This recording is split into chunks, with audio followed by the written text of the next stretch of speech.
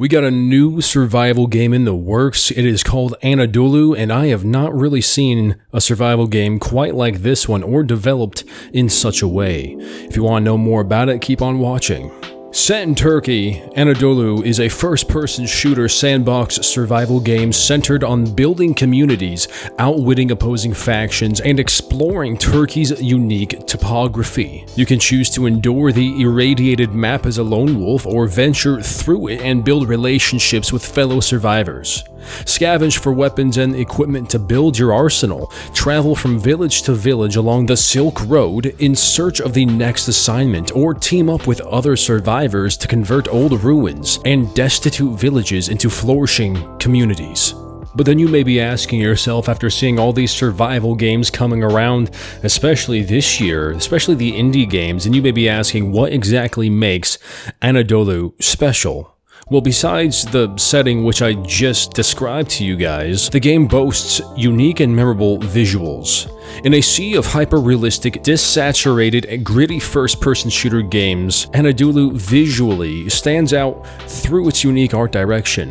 Opting instead for a more vibrant, personable, low-poly style, Anadolu not only looks fantastic, but is also significantly easier to develop. Foregoing a more realistic look, the cost and overall time of development is drastically reduced, which does make sense, allowing for more time to be focused on crafting and engaging gameplay experience, creating content, and furthering the game's development. Furthermore, the low polygon count and simplified shaders means increased performance and higher frame rates across the board, resulting in a game that almost anyone can run, and we will get into the PC specs required towards the end of the video. Something else that makes Anadolu so special is that it has engaging and intricate gameplay. And I know you're saying, well, every game has intricate and engaging gameplay, but this one has a little bit more, I find, especially with indie survival games. The gameplay of Anadolu focuses on a variety of in-depth systems and mechanics, making the game suitable for any number of playstyles and both casual and hardcore players. This is primarily achieved through the following. The game has multiple game modes. Anadolu supports 2 official game modes, the standard survival mode and then something called the scavenger runs.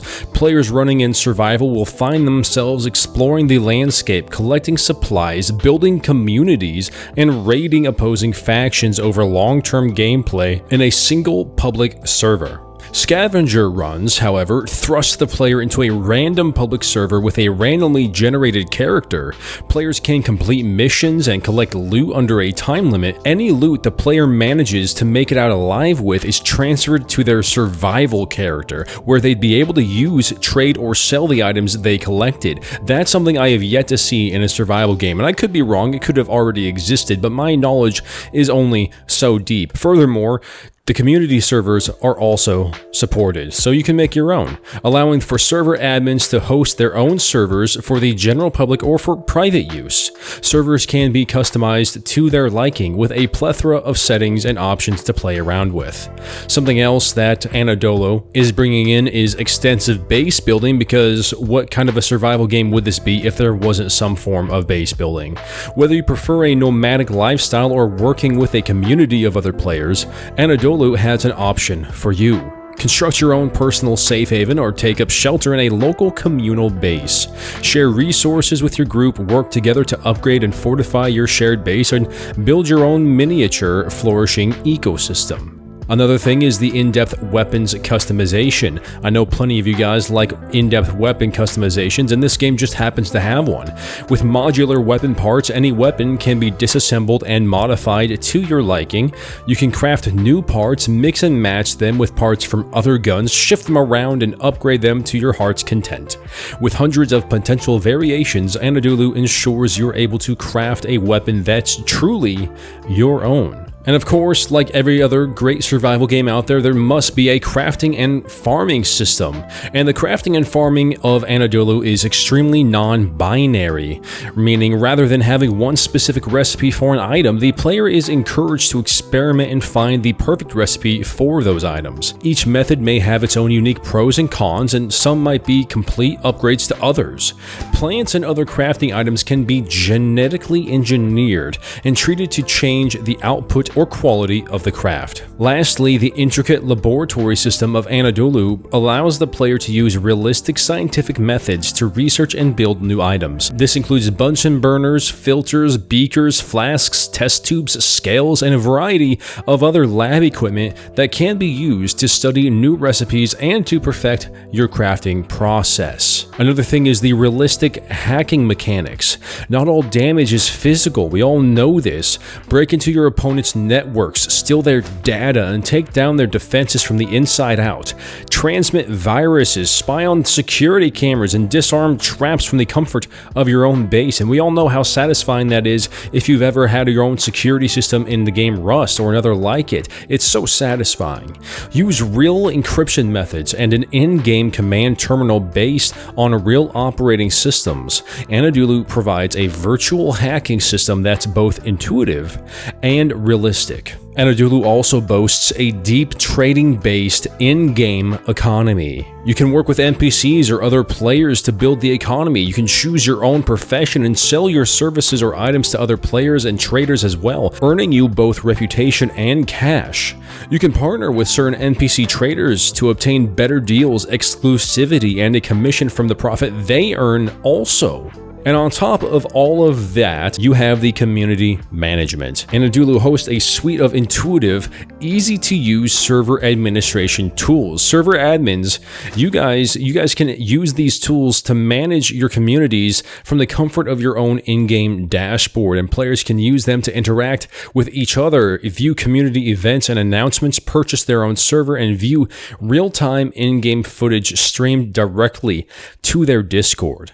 As you guys can see, this game, Anadolu, is doing some things that maybe other games have done, but all in one, in a very doable and intricate manner. Something else that I like about this game is its development cycle, which they say is based on transparency. Indie games, survival games, and FPS games and crowdfunding games are notorious for plenty of reasons. Many are known for being buggy, unfinished, or even rushed. Many get cancelled halfway through development, some are just abandoned in early access. Many crowdfunded games meet their goals but forget about the promises they made or fail to live up to expectations. That is why Anadolu's development is shaped around transparency, openness, and community involvement. Players will be kept up to date throughout the entirety of the development process, and through community polls and interactive demos, their voice will be heard. Your voice will be heard. And feedback constantly taken into consideration will be measured. Public budget breakdowns help backers and donors know exactly where their money is going, and community-driven funding milestones mean that the game's development is shaped by its players. Through frequent progress reports, blog posts, showcases, demo releases, and an interactive social media presence, players will never be kept in the dark on the game's development. And going into a little bit further detail about what I just talked about, the community crowdfunding. Anadolu uses a continuous, open-ended, milestone-based crowdfunding method. The crowdfunding campaign will last throughout the game's entire life cycle, and backers can chip in at any point to earn rewards or help reach the next funding milestone. Meeting a milestone sets a new goal for the game's development, whether that's adding new features entirely or polishing up an already existing aspect of the game. Anadolu's crowdfunding campaign is designed to be extremely transparent and to encourage community interaction. Throughout the entire campaign, Discord members can take part in community polls to help pick future milestones. That is right, if there is a specific mechanic that you want to see put into the game quicker than others, if there is a part of the game that you want fleshed out more, or if you want the next month or two focused solely on bug fixing, you have a direct say in it. You also have demo-based development, meaning throughout the game's development cycle, a number of demos, not just one, will be released for Anadolu, each focusing on showcasing a specific aspect of the game. These vertical slices will serve to show what the finished game's core gameplay will be like, while the game itself is still in development. Rather than simply talking about gameplay and showing it off through cinematic trailers, this development method allows players to try the game for themselves, instead of just taking our word for it. Each demo will provide anywhere from several minutes to several hours of enjoyable content and will serve as a preview of the full experience that's to come. And the first demo is scheduled to be released in Q1 of 2021 and will provide at least 1 hour of polished, enjoyable content. Now, I just want to stop right here, guys, and talk a little bit more off script. Think back to other games in the past that have disappointed you, right? Think back to the indie games, the indie survival games that promised the world, that showed amazing things with cinematic footage, with devlogs, etc., and then did not deliver hardly any of that. Now imagine those games, but that they released to backers mini demos based on what they're doing at that moment. They could be, like they said here, a few minutes to maybe a couple hours of content, but you're going to be able to see what your money's going towards in real time. Just imagine that. Would that game be different? I would think so. I would think yes. Not only that, you get to play it from a player's perspective, and that's something that developers don't usually get to do. They only see it from a developer perspective, so having players play your game in the moment and telling you what they experience while playing the game in the manner that they want is very, very valuable.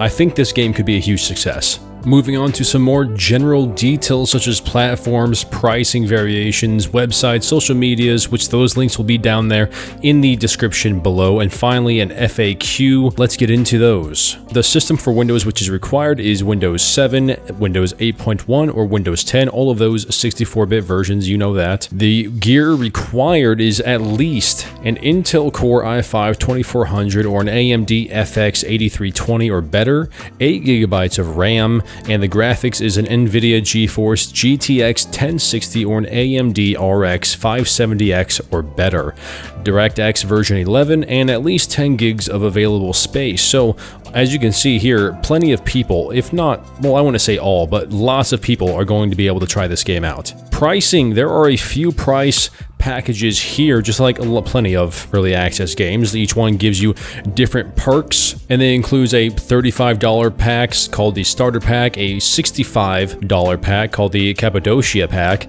and a $130 pack called Anadolu Deluxe Pack. The website and the social media is in the description below, like I already said. And finally, for the FAQ, how will keys be distributed? Keys will be distributed on a rolling basis via email and Discord. Will the game be released on Steam? Assuming we meet our funding goals, the game will be released on Steam Early Access in Q1 2023. What technology does the game use?